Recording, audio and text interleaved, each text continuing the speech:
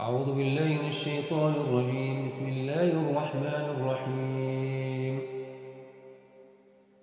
يا أيها المزمل قم الليل إلا قليلا نصفه أو انقص منه قليلا أو زد عليه ورتل القرآن ترتيلا إنا سنلقي عليك قولا ثقيلا إن ناشئة الليل هي أشد وطئا وأقوم قيلا إن لك في النهار سبحا طويلا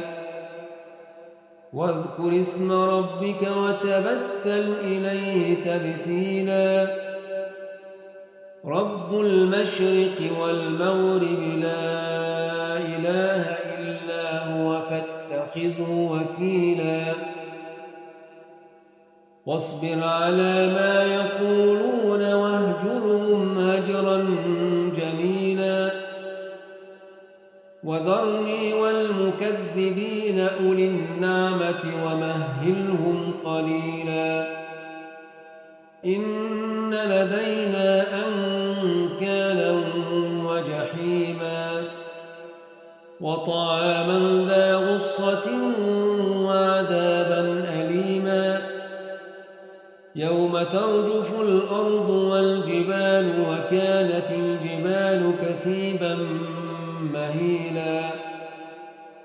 إنا أرسلنا إليكم رسولا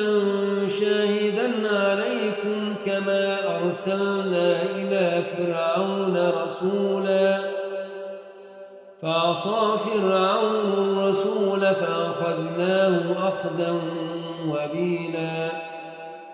فكيف تتقون إن كفرتم يوما يجعل الولدان شيبا السماء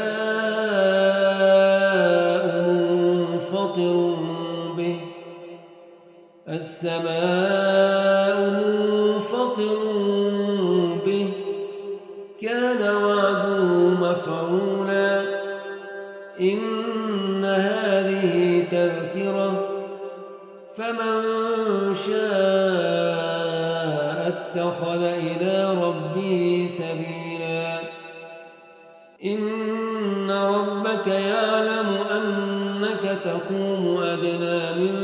ثلثي الليل ونصفه وثلثه وطائفة من الذين معك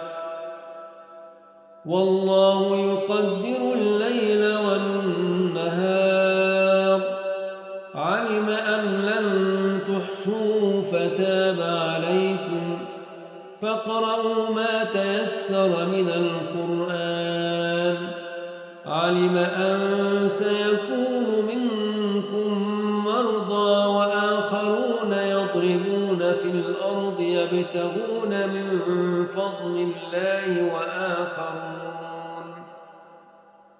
وآخرون يقاتلون في سبيل الله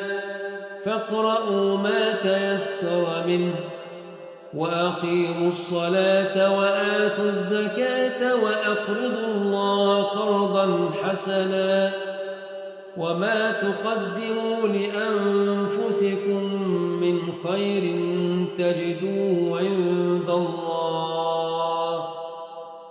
تجدوه عند الله هو خيرا